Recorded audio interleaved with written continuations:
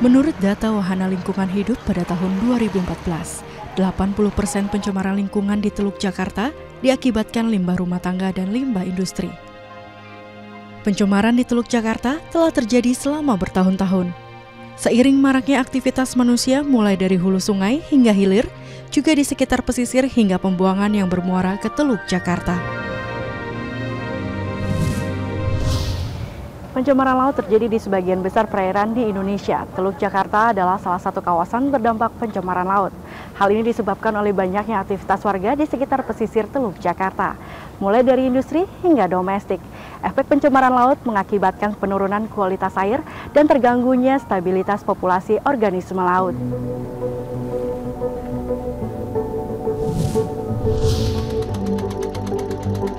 Kira-kira kalau yang untuk tahun ini kita memang hanya memotret dari tahun kemarin, kan kita memang memonitor terus kondisi ini, tapi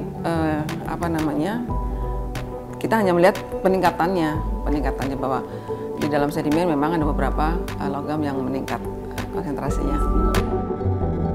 Iya, tergantung.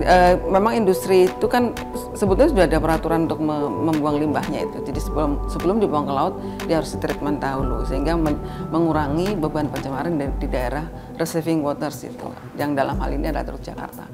Tapi kenyataannya pada saat ini masih terdeteksi itu logam berat itu. Tapi tidak hanya dari industri sebetulnya, tapi adanya pelabuhan itu kan juga mempengaruhi karena mereka juga berpotensi menjadi sumber logam berat di dalam perairan itu sendiri. Pencemaran limbah yang mengandung bahan berbahaya berdampak pada penurunan kualitas air dan menurunnya sumber daya hayati. Selain logam berat, pencemaran laut juga diidentikan dengan adanya fenomena eutrofikasi. Eutrofikasi adalah kejadian peningkatan nutrisi, biasanya berupa senyawa yang mengandung nitrogen atau fosfor dalam ekosistem. Dapat dikatakan juga, eutrofikasi merupakan suatu kondisi di mana perairan menjadi terlalu subur sehingga terjadi ledakan jumlah alga atau fitoplankton. Jadi fitoplankton ini sebenarnya itu adalah dia produksi primer. Dialah yang menghasilkan, yang merubah energi matahari itu supaya bisa dimanfaatkan oleh makhluk hidup. Jadi fitoplankton ini memegang peranan yang sangat penting di laut. Kalau tidak ada fitoplankton, tidak ada kehidupan di laut. Tetapi walaupun demikian, karena dia hidupnya ada di air dan di sana bisa banyak buangan, banyak limbah, itu akan mempengaruhi hidupnya. Jadi kalau misalnya buangan-buangan itu dalam bentuk bahan-bahan organik, ya misalnya hasil dari rumah tangga, ada fosfat, ada nitrat, misalnya limbah dari rinso, itu kan fosfat ya, dan buangan-buangan lainnya itu sangat berpengaruh terhadap kehidupan plankton itu. Semua limbah itu bisa saja berdampak negatif positif ya. Kalau dia melebihi, dia akan berdampak negatif. Tapi kalau dia limbahnya itu masih dalam batas-batas tertentu, dia bertumbuh baik. Dan kalau fitoplankton itu bertumbuh baik, sebenarnya itu bagus buat makanan ikan-ikan di sana sama organisme. Tetapi kalau dia sudah melebihi, nah itu masalahnya. Dia melebihi daripada populasi yang normal, yang wajar. Nah, itu yang disebut dengan blooming. Itu disebut dengan, biasa disebut juga dengan red tide. Red tide atau blooming, algal bloom ini akan bisa berbahaya. Pertama, dia bisa membuat ikan-ikan atau biota lain di sana itu mati karena terjadinya penurunan oksigen. Jadi sebenarnya di Teluk Jakarta ini blooming fitoplankton atau algal bloom atau kadang-kadang disebut juga red tide itu setiap tahun itu terjadi. Dia setiap tahun terjadi. Ada pada musim-musim biasanya setelah hujan lebat ya. Hujan lebat kemudian masuk dia ke musim panas. Nah, di situ dia ini pada saat musim panas ini di situ dia berkembang.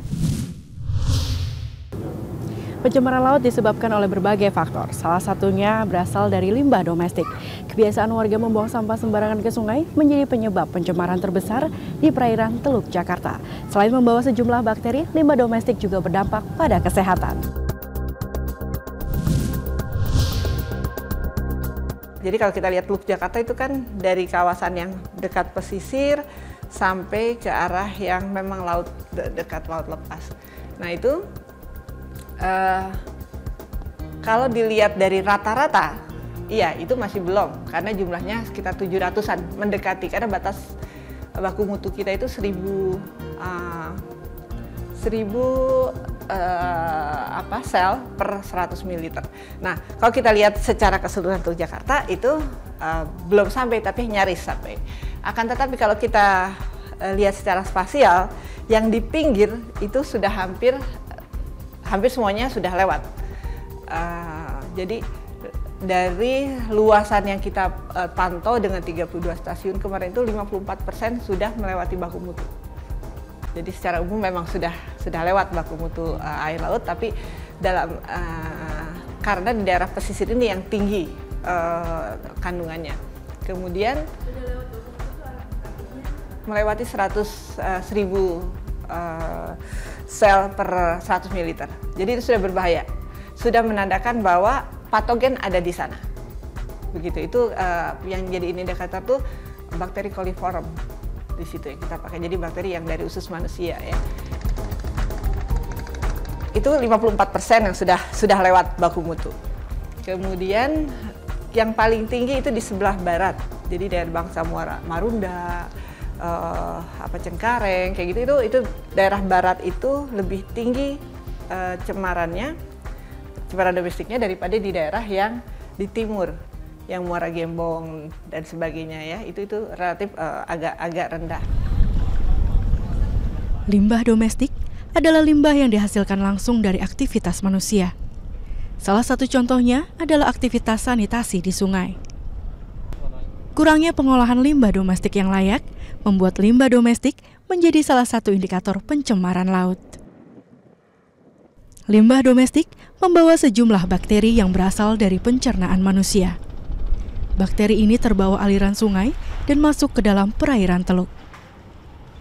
Jadi artinya gini, kalau sumbernya itu kan memang dari buangan limbah manusia yang ada di sekitar situ. Akan tetapi dampaknya itu bisa lewat dari air yang kita kontak dengan air di perairan tercemar itu, atau kita memakan biota yang tumbuh di perairan tercemar. Nah, itu yang membahayakan buat kita gitu loh. Kita sudah punya background data biasanya. Nah, kayak sekarang kita ambil dari Teluk Jakarta. Kita kadang kalau dia di pesisir, kita cukup ambil 10 mili juga sudah cukup biasanya. Ini dari sampel yang kita tanam kemarin. Nah, ini dengan berbagai pengenceran yang macam-macam ya. Kalau ini kita dengan sampel 25 mili, kita bisa lihat bakterinya banyak sekali. Ini coliform dan E. coli. Kalau dengan 10 mili sampelnya, jumlahnya relatif lebih sedikit. Dan ini yang kita hitung. Kalau dari hasil penghitungan ini ternyata jumlah bakteri coliformnya di atas 1000 per 100 ml, kita bilang ini sudah melewati baku mutu, begitu ya. Nah, jadi kalau kita melihat data seperti ini, itu kita sudah bisa menduga bahwa jumlah coliformnya pasti di atas 1000 dan bisa berkali-kali lipat. Kadang kalau di Teluk Jakarta saya bisa dapat 15 kali lipat, kadang begitu. Kadang lebih lagi, pokoknya juga tergantung musim sebetulnya kan. Ketika kita melihat jumlah seperti ini, kita sudah harus mulai waspada bahwa air di sana jumlah bakteri penandanya sudah segini banyak. Artinya di sana ada kemungkinan ada patogen di sana. Patogennya itu bisa berupa bakteri patogenik, ada juga virus, ada juga parasit, gitu. Jadi bisa ada cacing-cacing yang menyebabkan penyakit, bisa ada virus-virus seperti misalnya penyebab hepatitis, bisa juga bakteri-bakteri yang menyebabkan penyakit disentri, tifus, kemudian apa lagi, diare, gitu-gitu. Ya, karena kita itu bisa terpapar oleh bakteri itu bisa karena kalau berenang mungkin tertelan dan nempel ke kulit kan, akan tetapi mungkin juga dari biota yang kita makan, jadi bisa dikemakan, bisa keminum, bisa terkena kulit kita gitu. Jadi memang itulah jalurnya kita terkena. Dan itu kalau bisa terlaksana ya akan baik-baik gitu ya, tapi kembali lagi pada sikap masyarakat sih, harusnya memang ada penyadaran masyarakat bahwa mereka harus tidak boleh langsung dibuang atau mungkin ada septic tank atau apa, tapi kan juga itu terkait juga dengan tingkat pendidikan, terkait dengan tingkat kesejahteraan, luas juga. Jadi pemahaman ke masyarakat itu yang mesti diinikan, dan penyediaan sarana oleh pemerintah memang sangat diharapkan. Kurangnya pengelolaan sanitasi yang layak serta kebiasaan masyarakat membuang sampah ke sungai menjadi salah satu faktor penyebab pencemaran laut. Sebagian besar sampah yang dibuang ke sungai mengalir dan mencemari perairan laut. Seiring kepadatan penduduk dan meningkatnya aktivitas manusia, kehadiran sampah akan terus terjadi. Diperlukan upaya untuk mengatasi dan menyadarkan masyarakat untuk peduli terhadap lingkungan. Berdasarkan hasil penelitian Jurnal Science tahun 2015, Indonesia menjadi penyumbang sampah laut terbesar kedua setelah Tiongkok. Penelitian tersebut mencatat produksi sampah plastik di Indonesia mencapai 3,2 juta ton. Jumlah sampah plastik yang hanyut ke laut mencapai 1,29 juta ton. Selain mengganggu estetika perairan laut, sampah yang sulit terurai di darat bahkan di laut akan membentuk gugusan mengambang atau terakumulasi ke dasar laut. Secara tidak langsung, keberadaan sampah dapat menghambat aktivitas biota laut dan habitatnya. Hal ini memerlukan upaya penanganan sampah untuk mengurangi jumlah polusi sampah yang masuk ke dalam perairan, khususnya ke Teluk Jakarta. Berdasarkan data yang dirilis oleh Unit Pelaksana Kebersihan Badan Air Dinas Kebersihan DKI Jakarta, terdapat 310 aliran sungai atau kali yang tersebar di wilayah DKI. Sampah-sampah ini mengalir melalui aliran air dan bermuara ke laut.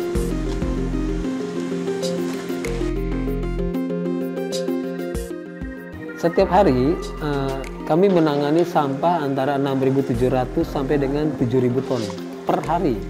Itu diangkut oleh sekitar 1.200 truk sampah, ya, secara umum keseluruhan DKI Jakarta.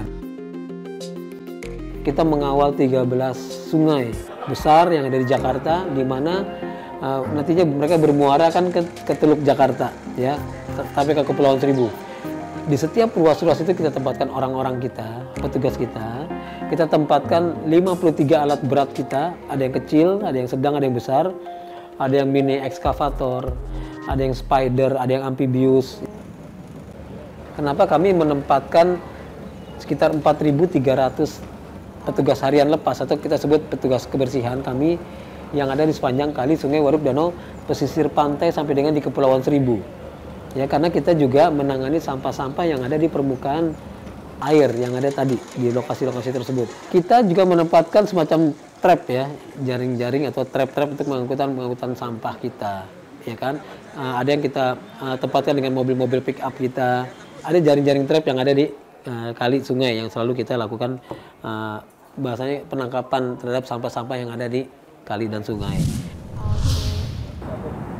Sampah yang mengalir melalui aliran sungai dan bermuara ke laut ini menjadi salah satu penyebab pencemaran laut yang terjadi di Teluk Jakarta.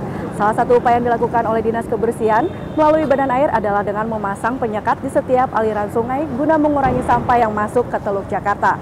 Hal ini tentu akan semakin efektif jika didukung oleh kesadaran masyarakat yang peduli dengan lingkungan dan tidak membuang sampah sembarangan ke sungai.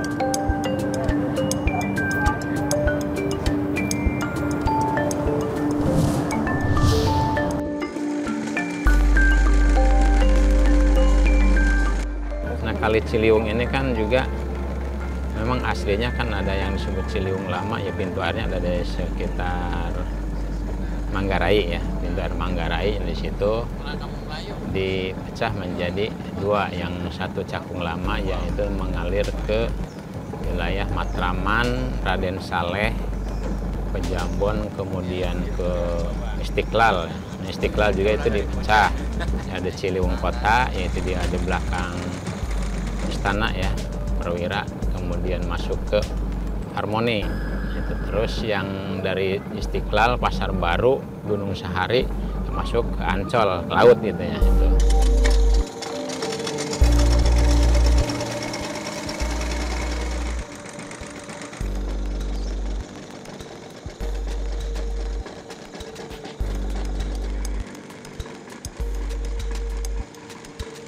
Yang dari Harmoni itu masuk, ada sebagian yang ke Waduk Fluid. Juga sebagian ada yang dari Ciliwung ini kan ke aliran ke BKB, Banjir Kanal Barat. Nah, dari Banjir Kanal Barat ini melalui pintu karet, pintu air karet, kemudian Season City ya, kemudian ketemu nanti di wilayah Jakarta Utara itu dengan Kali Angke, Kali Adem, baru muara juga ke laut itu yang di Muara Angke itu.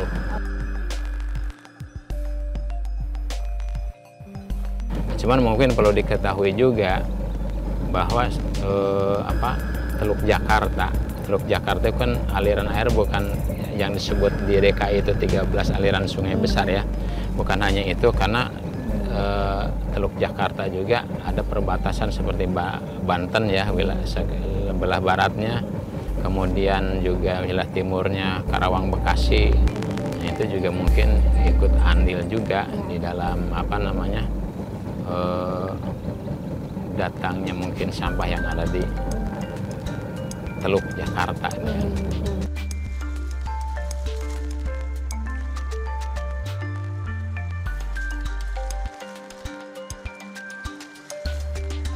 Ya, tapi mungkin ada perbedaannya. Kalau memang kalinya bersih ya idealnya gitu kan. Di pesisir juga di muara itu harusnya bersih gitu kan.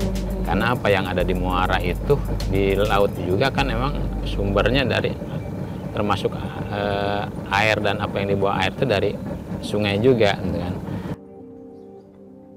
Jumlah sampah yang mengalir di sungai bertambah pada saat musim hujan atau pasca banjir.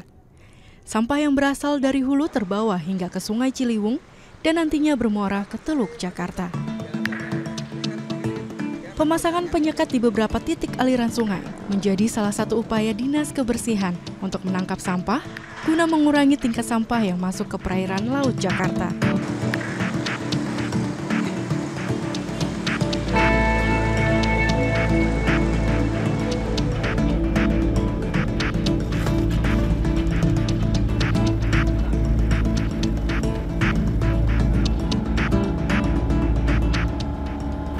Kalau ini kan sebenarnya sampah ini, tapi sampah udah campur lumpur. Yang kita harapkan kemarin itu ombak itu agak gede, jadi nggak kebongkar. Jadi kita nunggu pasang, baru kita ambil cicil-cicil. Ini udah berkurang ini. Kalau ini udah sampai 100 meter ini ke arah ke laut. Sekarang 35 meter ya, mudah-mudahan ya akan habislah kita bikin waktu kita. Karena kita harus nunggu ini ombak. Kalau nggak ada ombak kita nggak bisa gitu kan. Jadi pasang dulu dia gitu, pasang kapal kita bisa nyamperin, kita ambil sedikit gitu.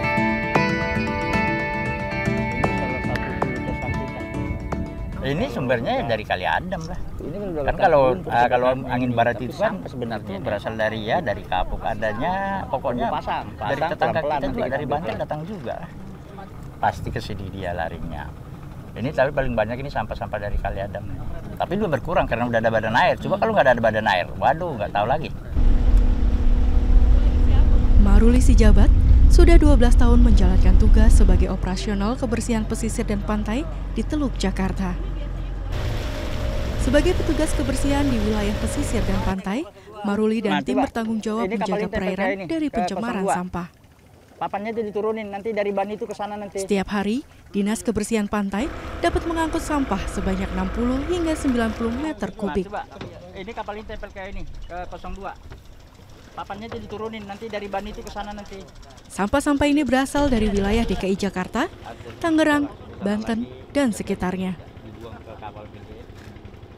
Recycle sampahnya kita di sini, kita produksi sampah di sini sekitar 85% 90 plastik, sekitar 15% itu kayu bambu. Yang menghalang kita itu sampah itu bambu itu yang menghalang kita. Agak susah kita ngambilnya bambu itu menghalangnya. 1, 2, 3.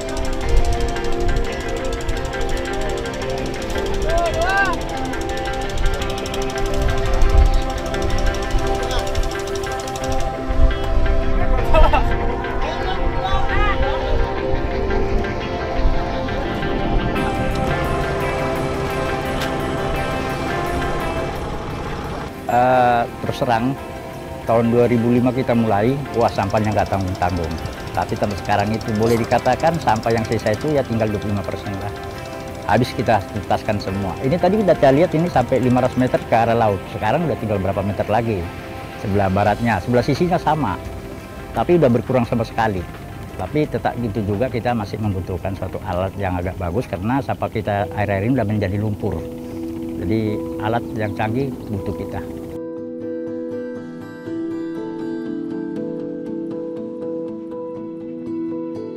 Teluk Jakarta yang terletak di sebelah utara Provinsi DKI Jakarta memiliki luas sekitar 514 km persegi. Wilayah ini merupakan wilayah perairan dangkal dengan kedalaman rata-rata mencapai 15 meter.